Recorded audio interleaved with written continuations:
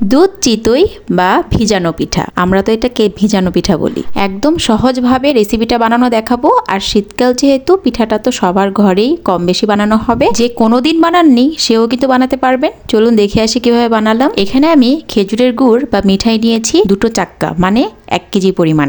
এখানে আমি নারিকেল নিয়েছি অর্ধেক পরিমাণ। আপনারা বেশি চাইলে কিন্তু একটা সম্পূর্ণ নারিকেলই দিতে পারেন। আমার নারিকেলটা মোটামুটি বড় ছিল। আর আতপ চাউলের গুঁড়ো করে নিয়েছি। এখন আমি একটু সামান্য গরম পানি বসিয়েছি, হালকা একটু গরম পানি লাগবে, মানে হাত দেওয়া যাবে ওই রকম একটু গরম পানি লাগবে। তো বেশি গরম হলে কিন্তু পিঠাটা ফেটে যাবে। এখানে আমি প্রথমে ঠান্ডা পানি দিয়েছি, দেওয়ার পর এখন আতপ চাল দিয়ে দিচ্ছি। আমি এখানে 4 কাপ পরিমাণ আতপ চাল দিয়েছি। আপনারা বেশি বানালে পানিটার পরিমাণ একটু বেশি দিতে হবে। প্রথমে ঠান্ডা পানির মধ্যে আতপ চালটা মিশিয়ে নিচ্ছি। আস্তে আস্তে মিশিয়ে নিতে হবে, একসাথে বেশি পানি দেওয়া যাবে না। এখন মিশানো হয়ে গেলে এখন আমি দিয়ে দেব গরম পানি, হালকা গরম পানি দেব। ডোটা রেডি করার পর ভিজিয়ে রাখতে হবে 4-5 ঘন্টার মতো।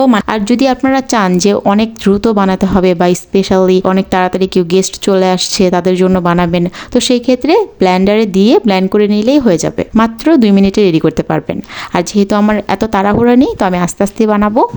ঠান্ডা পানি দিয়ে মেশানোর পর এখন আমি দিয়ে দিব গরম পানি, হালকা কুসুম গরম পানি দিতে হবে। আর দেওয়ার পর এখন মিক্সড করে নিতে হবে। এই ডোটা রেডি হতে হতে আমি এই ফাঁকে অন্য একটি চুলায় এখন শিরাটা বসিয়ে দেব। আর শিরাটা আমাকে রেডি করে ফেলতে হবে। চিতই পিঠাগুলো আমি যে পানিতে ভেজাবো সেই পানিটা যেন অনেক টেস্টি হয়, সেজন্য দেখুন আমি কি করছি। এখানে আমি একটি পাতিলে পানি অ্যাড করে দিচ্ছি। আপনারা চাইলে পানিটা স্কিপ করে শুধু দুধও ভিজাতে পারেন। এখন আমি দুধটাকে আলাদা করে জাল করে নিয়েছি, একদম সর উঠে গিয়েছে। এখন আমি পানির মধ্যে দিয়ে দিয়েছি তেজপাতা, এলাচ, গরম মশলা আর মিঠাইটাকে একটু বাড়ি দিয়ে ভেঙে দিয়েছি। দিয়ে এখন পানিটাকে জাল করে নিতে হবে, একদম আঠা আঠা হয়ে আসবে। ওই সময় দিয়ে দিচ্ছি আমি নারিকেলটা দিয়ে 2-1 মিনিটের মতো বলক ওঠায় তারপর উপর থেকে দিয়ে দেবো আমি দুধ দিয়ে এখানে আমি 1 কেজি পরিমাণ দুধ নিয়েছি। দুধটাকে জাল করে কমিয়ে ফেলেছি। দেখুন কালারটা কত সুন্দর এসেছে, দেখতে কিন্তু চায়ের মতো লাগছে। তো উপর দিয়ে যখন আমি আরেকটু যখন জাল হয়ে যাবে তখন দেখতে অনেক ভালো লাগবে আর খেতেও অনেক মজার হবে। আমার এই পিঠার পানিটা কিন্তু অনেক মজার ছিল।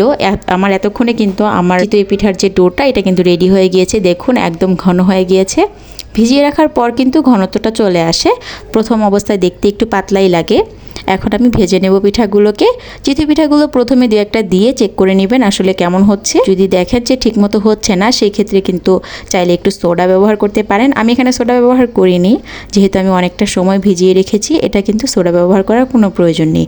আর যদি আপনি খুব তাড়াতাড়ি বানান সেই ক্ষেত্রে দিতে হতে পারে। দেখতেই পাচ্ছেন আমার পিঠাগুলো কিন্তু খুব সুন্দর ফুলে উঠেছে। ভিজানো পিঠার জন্য চিতইটা কিন্তু ভালো করে ফুলতে হবে, আর নয়তো ভিতরে কিন্তু রসটা যেতে পারবে না। আপনারা কিন্তু খেজুরের রসটা ইউজ করতে পারেন খেজুরের গুড়ের পরিবর্তে। তো আমরা যারা ঢাকা শহরে থাকি তারা আর খেজুরের গুড় কোথায় পাবো, তারা খেজুরের রস কোথায় পাবো? খেজুরের গুড় কিনে এনেছি, সেটাও আসল কিনা সন্দেহ আছে। এখন আমি পিঠাগুলোকে এইভাবে ভেজে নিচ্ছি, একে একে করে সবগুলো পিঠা এইভাবে ভেজে নিয়েছি।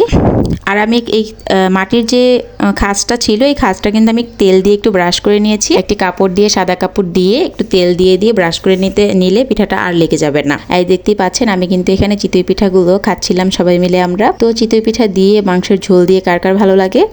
আমরা কিন্তু চিতই পিঠা হলেই মাংসটা ওই দিন থাকবেই, মুরগির মাংস আলু দিয়ে ওই ঝোলটা দিয়ে খেতে ভালো লাগে। পিঠাগুলোকে ভেজে এই যে গরম গরম ভাজতেছিলাম আর শিরার মধ্যে দিয়ে দিচ্ছিলাম। দেখতেই পাচ্ছেন দেওয়া হয়ে গিয়েছে। সবগুলো পিঠা কিন্তু আমি দিয়ে দিয়েছি। মোটামুটি আলহামদুলিল্লাহ এখানে কিন্তু অনেকগুলো পিঠাই আমি বানিয়েছি। আর সপরিবারে সবাই মিলে পিঠা খেতে কিন্তু দারুণ লাগে। এই পিঠা একদিন না প্রতিদিন সকালে উঠে মোটামুটি 2-3 দিনের মতো তো থাকবেই ঘরে, সবাই খাবে। ছোট বড় সবাই কিন্তু পছন্দ করে মিষ্টি পিঠা। আপনারা কিন্তু এভাবে বানিয়ে পরিবারের সবাইকে শীত উপলক্ষে সবাইকে সারপ্রাইজ করতে পারেন। আর বানানো কিন্তু একদম ইজি, দেখেই বুঝে গিয়েছেন অবশ্যই। এভাবে অবশ্যই ট্রাই করবেন। ভালো লেগে থাকলে ফলো দিয়ে পাশেই থাকুন। আজ এই পর্যন্তই, আল্লাহ হাফিজ।